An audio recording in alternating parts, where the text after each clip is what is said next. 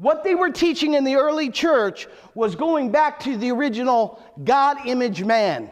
The God-image man. What did it look like? What did the God-image man look like? Let's pick up the story in Genesis. Let's look to the original work. Let's go to the factory and see how it came off the assembly line of God, okay? All right, Genesis 1:26 says, "Then God said, let us make man in our image, after our likeness."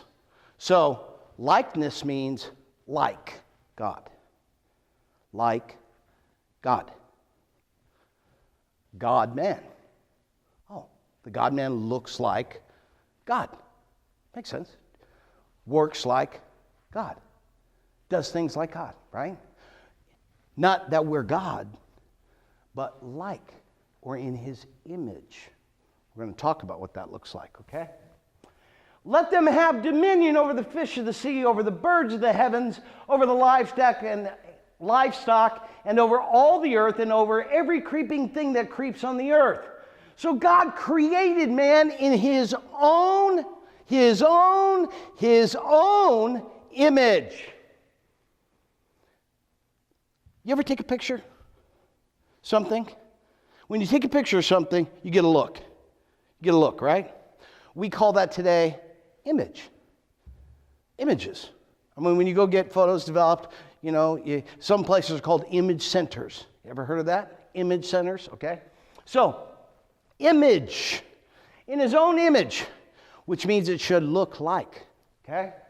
In the image of God, he created them, male and female, he created them. Both the men and the women saw it the same way. They were both in the image of God. Man is in the image of God, not because man is a tripart being.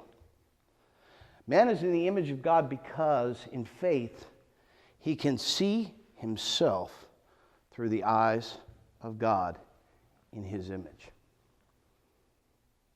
I'm going to say that again. Man is in the image of God because he can see himself in his image. We find that in Psalm 8. The Bible says that when God created man, he crowned him in glory and honor. The word crown there is not like we think of, where there's a king that puts a crown upon his head, and from that place he rules and reigns. No, the word crown there has a really interesting meaning. It means to be surrounded by, or covered, or clothed in.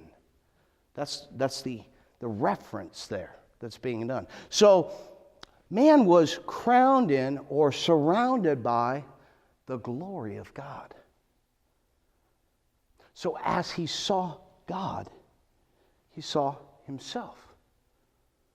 And that was the dominant perception of the man's self-image.